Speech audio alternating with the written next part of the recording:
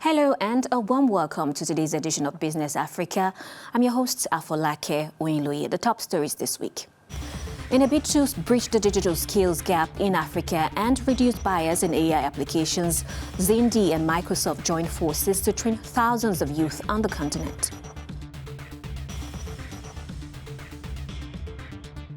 Zimbabwe's mining sector feels the heat as demand for energy transition accelerates. The government's quest of building Africa's first lithium battery hub pressures miners to build lithium refineries. And China recently completed the Bijaya Highway, the second largest highway project in Nigeria. The development comes as the North African nation suffers a significant economic and infrastructural deficit.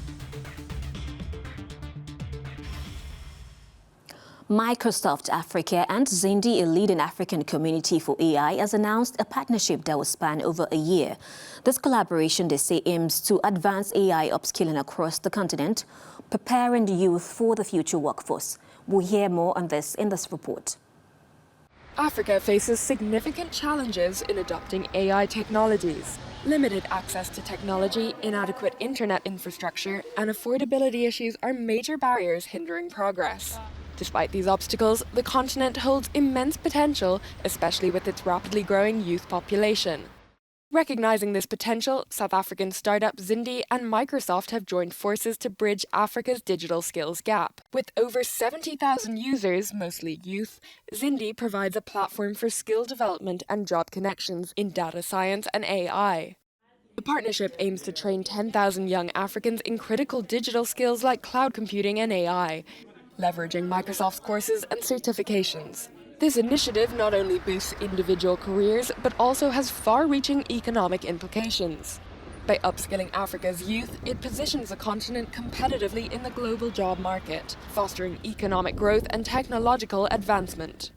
Research shows that AI could contribute up to $15.7 trillion to the global economy by 2030, with $1.2 trillion generated in Africa, increasing the continent's GDP by 5.6%.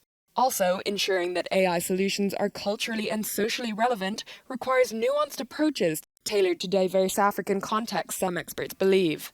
Mauritius, Egypt, South Africa, Tunisia, and Rwanda are the countries most prepared for AI adoption, according to the Government AI Readiness Index 2023 by British consultancy Oxford Insights.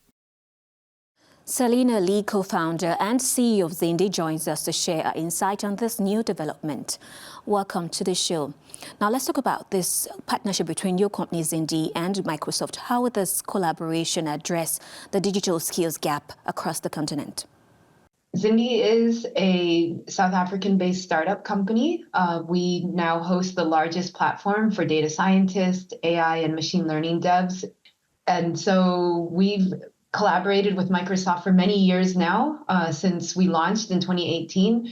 But this partnership that we're announcing this year is a one-year-long partnership where we're aiming to reach 10,000 young people across the continent and building up critical digital skills, including cloud computing, artificial intelligence, generative AI, machine learning, analytics. And what we're doing is connecting our users, our community, with the really valuable certificates and the courses that Microsoft has to offer. Now, how do you envisage the AI upskilling initiative impacting the economic landscape across the continent in terms of job creation and technological advancement? We've seen incredible changes in the AI landscape, incredible developments. Every month, the demand for artificial intelligence skills is increasing, not just in Africa, but globally. And we also see that Africa has the fastest growing working age population in the world. The people who are on Zindi are incredibly talented. And we see this huge opportunity, whereas artificial intelligence might be threatening certain jobs. On the other hand, we also see that many new jobs are getting created every single day. So there's a huge opportunity for young people in Africa to be able to fill that gap, both in their local economies as well as globally. Now, talking about jobs, most people think that with AI, more jobs will be lost than created. What's your take on this? That is definitely a risk about AI, that more jobs will be eliminated than the number of jobs that are created. But on the other hand, we have to remember that the jobs that are being created are also very high value. And I think that gone are the days of assuming that the African labor market is only about low-skilled jobs. This is about grabbing an opportunity that, gone are the days of requiring someone to have 10 years of experience in AI. There's no such thing. And I tell everyone on Zindi that this is the opportunity. The playing field is leveled. If you just upskill yourself for 1 year in these topics, you will be competitive even in the global markets. I do see that there's a threat, but I'm actually really excited. And I think that this is why, African governments and other stakeholders really need to dedicate and commit to upskilling today's youth on the continent. Now, how is Zindi ensuring that AI solutions are developed responsibly and, most importantly, sustainably to align with the local values and priorities? Responsible AI practices is incredibly important. It's fundamental to make sure that AI actually lives up to its promise of positively impacting people's lives, businesses.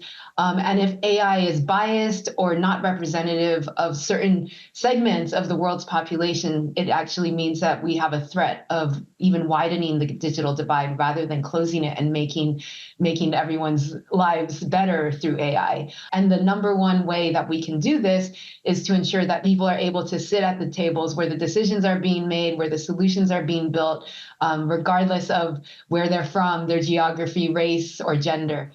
Selena Lee, thank you so much for those insights. Thank you.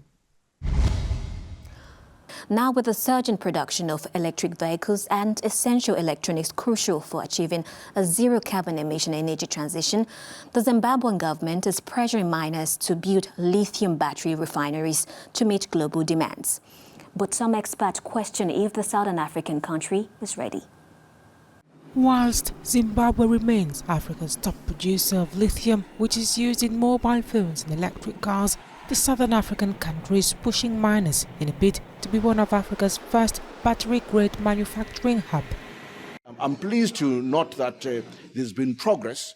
Some of the miners have really taken up this challenge, and they are investing in lithium concentrators and all forms of refinery infrastructure in response to the call by government. Because as government will not allow the export of unprocessed lithium. Economic analysts, however, warn that the minister's seemingly positive plan may take a long time to bear fruit. When you look at battery, EV battery, lithium constitutes only about 8% the components of EV battery. So being a big exporter of lithium concentrate doesn't necessarily give you a competitive advantage in terms of manufacturing batteries.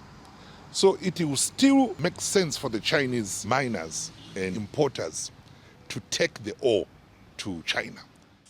Companies like BYD, China's leading battery manufacturer, have already set up shop to seize the opportunity. We have quite a number of lithium resources that we have as a nation. And also Zimbabwe is not spared from the fuel prices, fluctuations. And because of that now, people now realizing that electric vehicle is the next best alternative that they have. Global lithium demand is projected to reach at least 3 million metric tons by 2030, and Zimbabwe hopes to be able to supply at least 20% of the world's global lithium demand. Algeria, the largest nation in Africa by land area, faces multifaceted social, political and economic challenges. Despite the economic crunch, China has deemed it worthy of significant investment. So much so that the China Railway Construction Corporation recently completed the Bijaya Highway, the second largest highway project in the nation. Have a look at the story. Algeria faces significant infrastructure challenges because of its size. As a remedy, Africa's largest nation by land area allocated nearly 19% of its 2024 spending to projects and investments. The country is keen to increase its road, energy and digital infrastructure capacity as it seeks new areas for growth. In the road sector, one of the newly delivered projects is the Bijaya Highway. The road links the Mediterranean port of Bijaya to the East-West Highway, the nation's economic lifeline. With the opening of the new road, transportation has become significantly more efficient, aiming to reduce travel time between the two ends of the highway to just 2 hours, which is a relief for local people. The China Railway Construction Corporation recently completed the Béjaïa Highway, the second largest highway project in Algeria built by China. Officials estimate that the project has impacted the lives of 900,000 residents. The initiative not only enhances transportation infrastructure, but could also serve as a catalyst for economic growth and tourism development along the route.